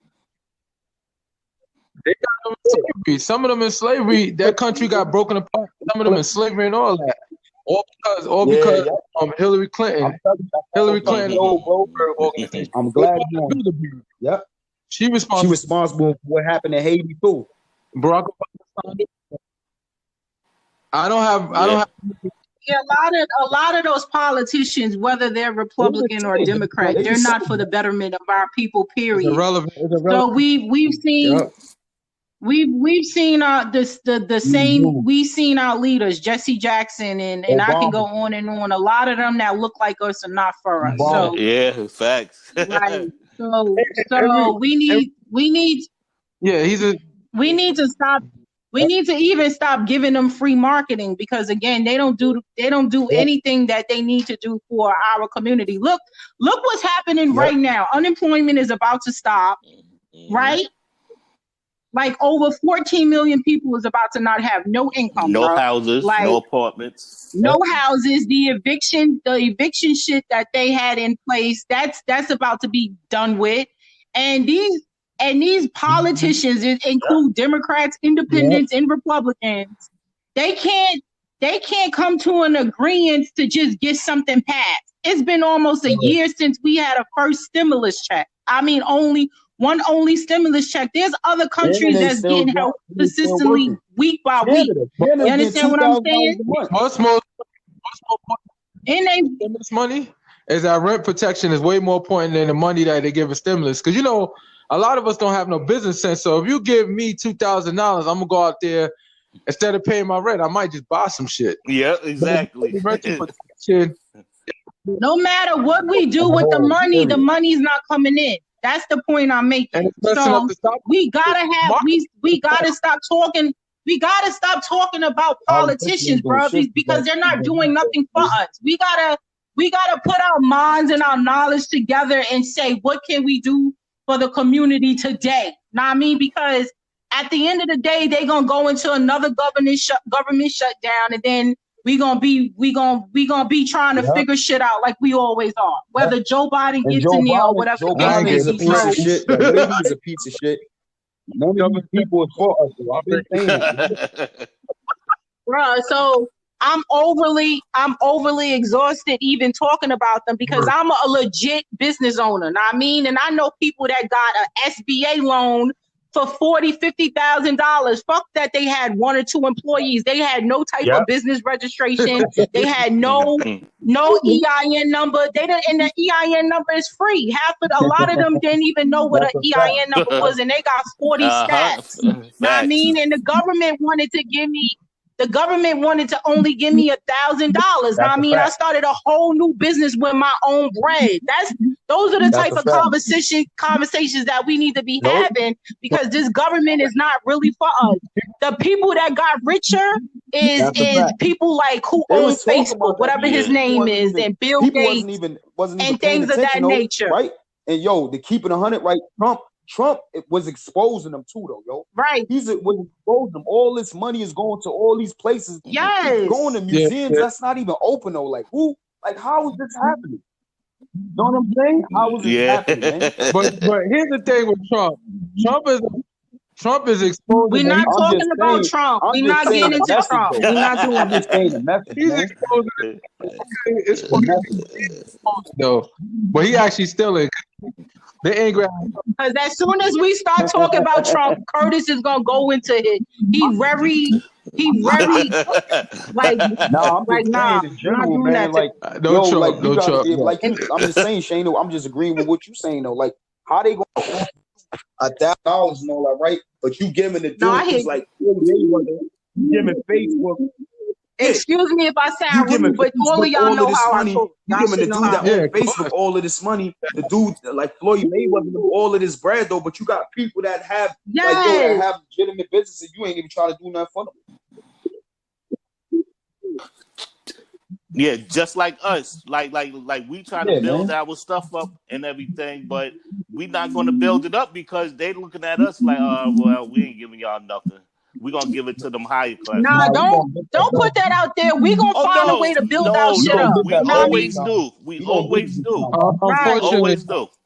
Unfortunately, my opinion, unfortunately, what needs to be done for us has to be done systematically. I don't think and I don't think I could be wrong, but I don't think enough of us could be able to come together in a time that we need to get things done. I think we have to find a way to put pressure. Because these politicians are playing money. They take our tax money and they do whatever with it. And I think we gotta stop getting reelected. That's the issue.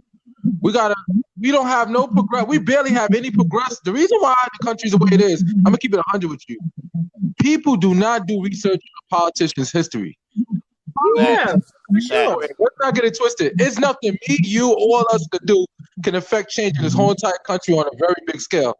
We're not looking to change the world. We're looking to change a community by community, bro. That's not my goal to change the world. It takes one person to lead. No, I understand that, but here's the thing.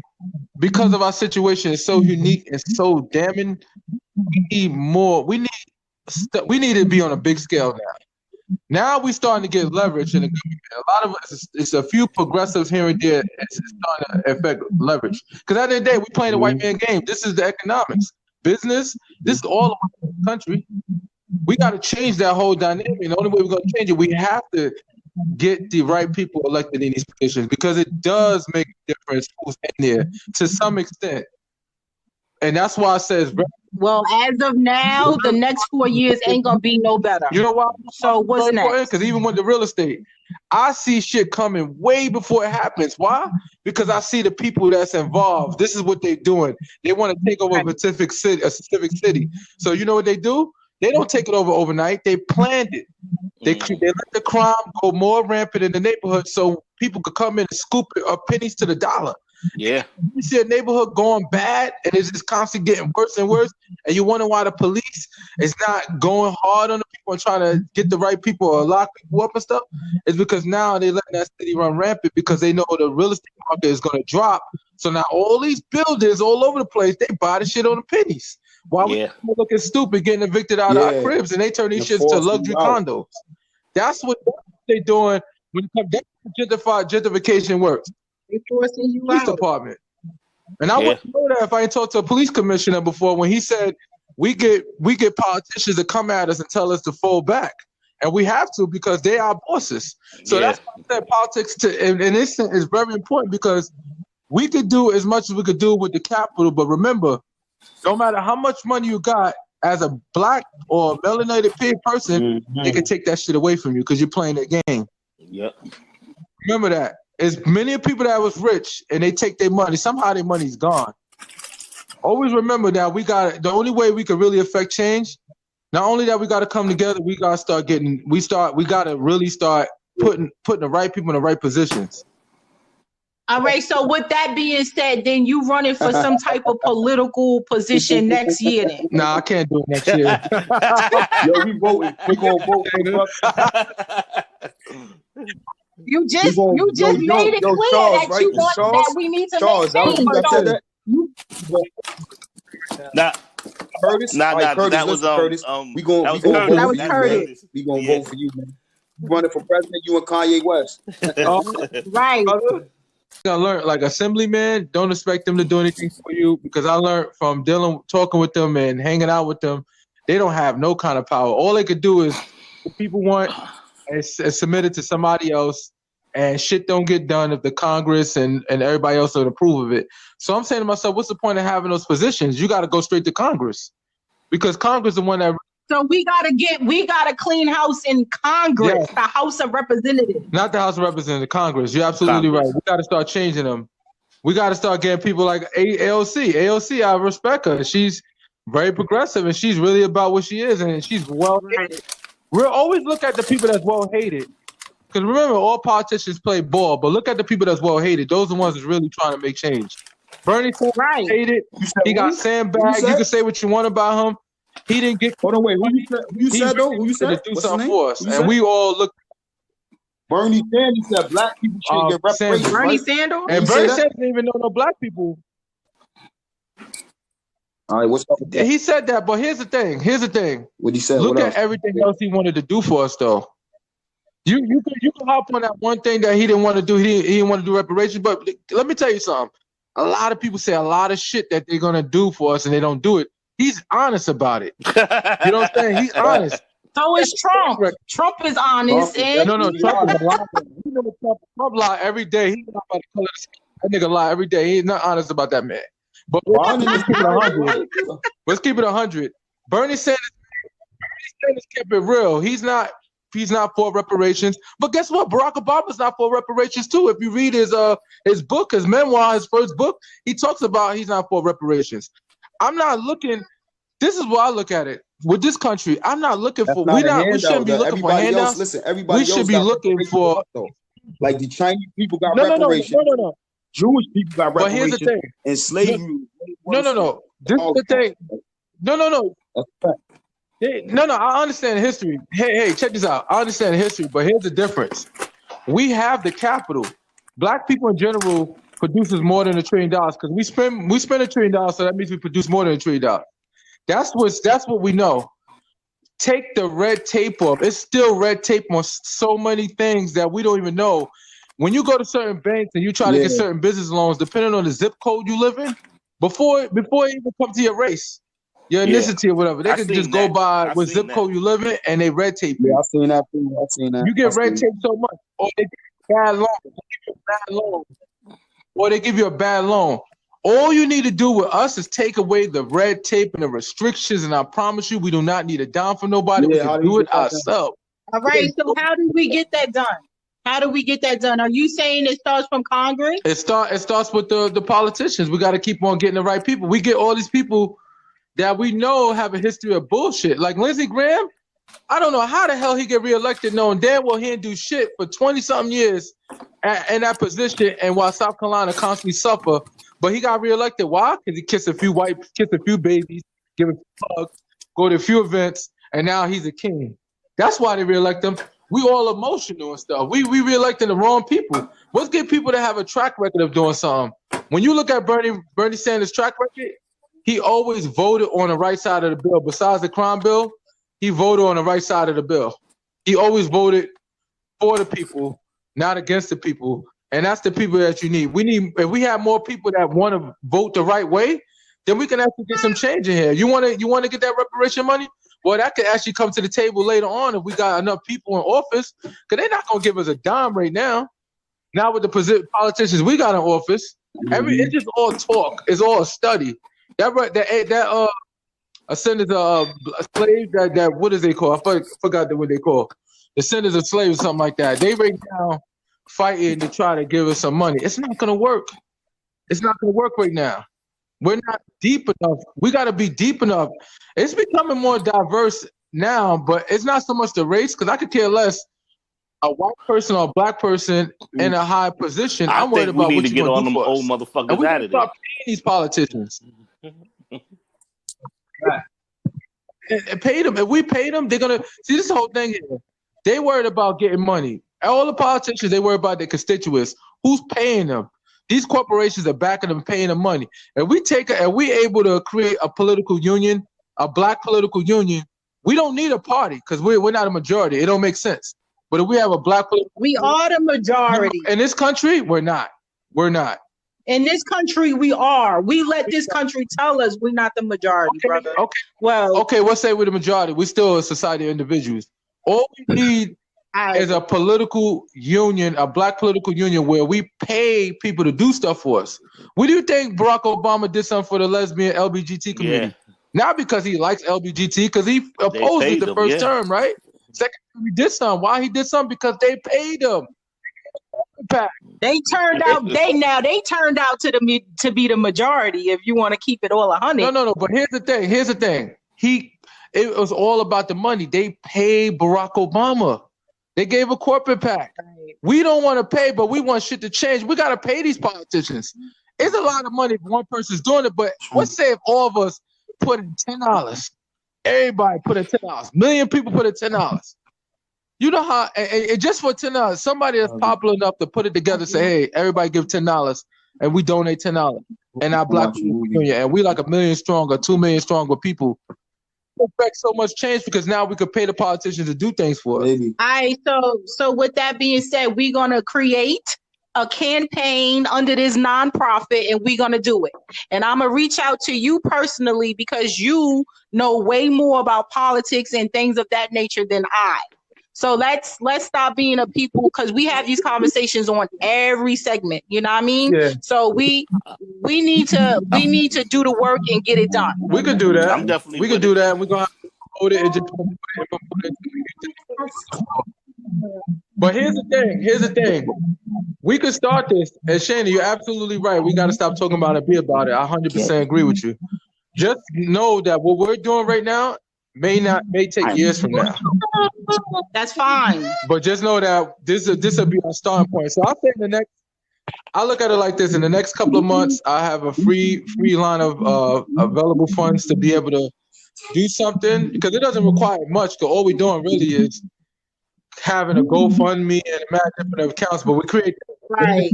We're not going to do it LLC. We're going to do it not for profit. We're going to see if we can fall under the not-for-profit. No, I don't think it could, because it's political. It might affect it. I think there's a trick around it, though, because I'm trying to think. We got to find – it might be a trick around it, even though it's politics. And, you know, when you have a 501c3, you're not supposed to be able to do politics and stuff. That's why a lot of pastors don't speak out politically. A lot of them don't. The big mega churches. It's because they get money from the government. You get money from the government through a 501c3. You're not allowed to speak out against anything. You know, that was that's good. That's crazy, and that's good to know. But I wanna we running out of time. We only got like 10 minutes left. I want to get back to Paul. Okay. But it always I want to wrap that up. I told y'all I didn't want to go into politics, but okay. It always lead into it, because obviously they the true leaders of the world. But I say that to say, so we wrapped up about what Paul's vision is in the community. He went into the film. You know, he told us that he want to bring different stories to the public eye. There's more to the hood than drugs and crime. So we're gonna bring he's gonna bring a different vision to life. What else you wanted to do with Plug? What's the future of Plug World? Get back into producing film, like television shows, like we had back in the days, like Martin, stuff like that. Though, you feel what I'm saying? And just basically and get away from all of the goofy nonsense, though. You know what I'm saying? Facts. I'm not going to speak on people, gender, and all of that, though. But I'm trying to be able to get out of that too, though. Yeah, facts. Stop pushing that narrative in these films, though. Like pushing those messages out to these kids, though. You feel what I'm saying? Because the kids look at things, though, and the television is definitely raising a lot of these kids, though. The internet, though. So we got to be able to be careful about what we put into the universe, as far as when it comes to like, you know what I'm saying, different situations. I'm gonna just say that, though, because I want to be politically correct, though. We want to be able to, you know what I'm saying, stray away from that, though. You feel me? Yes, yeah. Because we want to be able to have, and that's one thing. Right. Yeah. Yeah, We I want to gotta get back to what we Candace. gotta have those People look at conversations, Candace but Owens, they come at her respectfully, crazy though, right? but she be speaking real stuff though. Like, yo, yep. I want to be able to have a woman. I want to be able to woman to know that she's a woman. I want a man to know that he's a man. Though, feel me? Facts. Boys to be boys and girls to be girls. Though it need to just be like that. Right. The only issue I have with Candace Owens, she speak too critical about us on TV to others that don't look like us. I don't like that. Some of that shit, you talk to your own people and communicate with your own people. She's doing that for a check, and that's the problem I have with her. Her basis, Some things she's saying can be real. I don't agree with that. I ass, and I seen her. She's a straight up coon. Yeah, she could. Anybody that's a straight up coon could say some good stuff from time to time that makes sense in the black community. But why are you having that major conversation and being very critical about us on TV to white folks? I have issue with that. Yeah, exactly. You don't take. So I'm not glorifying no woman that don't have our best interest. She talks a lot of shit about us. I'm just saying, far as like what I want to push in my films, though, I'm taking that one little, because you could be able to do like you can like the you know about Tupac, the Tupac book though, the rose that grew from the concrete though. You know what I'm saying? Like like that one situation, that one jewel that she dropped and all that though, right? Can be able to spark the minds of people and all that though, and get people to change back to that. You feel me? Like God can use anybody, man. Yeah, absolutely. Right. He ain't looking to change the world. He's looking to spark the minds of the people who can change the world. My fellow Gemini, rest in peace, for sure. That's what I'm talking about. Like far as that situation, or like they be pushing all of this nonsense on the TV though, and you got kids. Like I have a daughter. My daughter is 9 years old. She shouldn't be sitting here watching. Shouldn't be confused about whether she's a female or whether she's a man. You know what I'm saying? At that age though. Yeah. That's what I'm talking about. I don't want to be able to have that in my film. You know what I'm saying? Right. I want to be able to get away from that. Sexual confusion. I don't want to get too right. So besides, where can the people? So what can we anticipate coming from Plug World, and let the audience know where we can support, where we can get your merchandise at, or et cetera, whatever you doing. Let us know your social medias and things of that nature. My Instagram is Plug World LLC. You know, like you go in there and check the merchandise out though. We got hoodies, we got sweatsuits, hats, and stuff like that. For now, I'm just pushing the clothing and all that though. You know what I'm saying? And that's where you can go and copy that right now. The website will be up soon. It will be up soon or within a month or so. You know what I'm saying? So you could go and order through the website. But basically, that's what it is, though. You know, Plug World Universe, though. You know what I'm saying? That's what I'm pushing right now, though. You know, my brand. That's what I'm doing. So, what you said on Facebook? What is called on Facebook? Plug World LLC. Okay. Yeah, Instagram Plug World LLC, though. Okay. Right. And if anyone wants to support, they can just contact you through those social media links. Inbox. Just hit me though. You feel what I'm saying? Or even hit me under the comments. So you know what I mean. I'll shoot you a message in your inbox where you can. You know what I'm saying? You can get a hold to any merchandise that you need though. You feel me? And I got a lot of new things coming too. Though. I got women's sweatsuits coming. That's on the way. You know, got kids merchandise coming. That's on the way. Yeah, it's gonna be dope. Be a picture, man. Yes, I'm looking to support that. Sweatsuits right now, right? You got men's sweatsuits right now too, right? I did a limited edition sweatsuits though. You know, I got the acid wash sweatsuit in the black and white camo. Yeah, I got hoodies though. You know, he got hats and he got men's sweatshirts, right? You know? My kid, well, he's not a kid, he a grown man, but he about to be 20. He'll love nothing but sweatsuits. That's his thing. I don't wear sweatsuits really, that's not my thing, but he loved that. And I would definitely when you get more of them, let me know, and I'll definitely be a buyer. I want to support you because you're a black business, and I also want to support you because you know we got to start supporting each other. Stop buying our clothes from these labels that don't give a fuck about us. People Excuse me. still buying Gucci, man. They're gonna try to turn the other cheek and all that. No They doubt. still buying Gucci, No but they forget about what Gucci just did though with the turtleneck though. Yeah, and the black exactly. Face, Gucci. Yeah. Know what I'm saying? But they talk about Michael Jordan. Right. Oh, Michael Jordan is like this, like that. Yo, bro, you just going to buy, you buying Gucci still. But why you talking about Michael Jordan? You feel what I'm saying? Real talk. Like, so that's right. Well, that's why we've been placed on. That's why we got gifts. That's why we've been placed here to try to convince them that that's not the right way you should be moving. Let's support one another. So that's why we had you on here tonight. Did the brothers have anything else to ask? Real quick, right? Mr. As far as like we got to be able to, we got to start being able to trust ourselves and forgive. We forgive everybody else but ourselves. Yeah, exactly. Yeah, forgive everybody else. That's true. Forgive the dude that's working at Gucci and all that though. But as soon as your brother do one thing and all that, you want to crucify him though. Yeah, blackball. But y'all want to forget Gucci. You want to blackball your brother. Yeah, which is corny right there. You feel what I'm saying? Right. Yeah, man. That's all. Brothers make a mistake. I'm okay with that. Yo, Paul, man, I'm definitely gonna look forward to your website, brother. You know, I definitely want to do some. Yeah. Shayna, remember your girl do websites too. Just holla at Shayna, I'm gonna need a website from you. And Paul, I'm doing one right now. In the future, I definitely got some. I got some stuff. And plus, I just came up with a TV show that I want to lay on you later on and everything. So yeah, definitely that. That's right. Yeah, I was trying to connect y'all to earlier this year, Paul.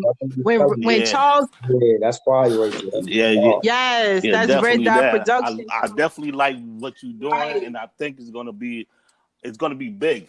It's gonna definitely be big. I love that. I got everything right now, man. I got the cinema lights. The gimbals. You know what I'm saying?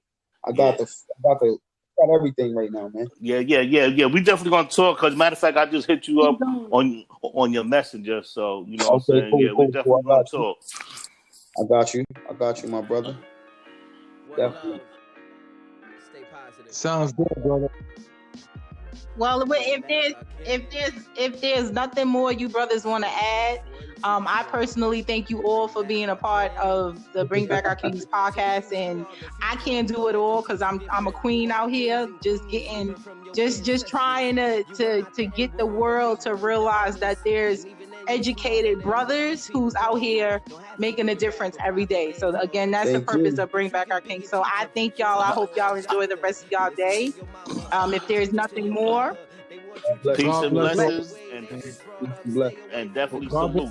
Peace and blessings. Salute. Salute.